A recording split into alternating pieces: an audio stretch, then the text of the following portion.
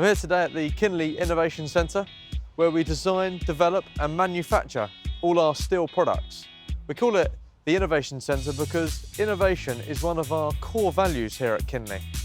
We've made a heavy investment into machinery so that we can give you the perfect customer service. So our quality control systems at the Innovation Centre mean that we can reduce the waste, lower the costs and give you the confidence in us as the supplier.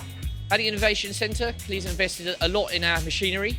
We have a 170-tonne press brake, which is capable of doing 6mm thick material over 3 metres. It also allows us to do hemming for our edging products, which is fantastic for opportunities for new products in the future. It's one of the largest in the southeast. We also have a brand new laser machine, 6 kilowatts, which cuts up to 10mm thick with air.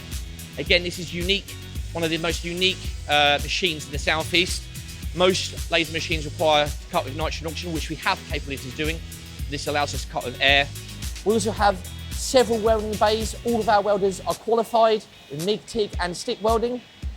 So having come from the metalworking factory where the planters are made and bringing this investment in 3D printing in-house, we're in a fantastic position to really take our value of innovation forward by being able to make prototypes as well as production material.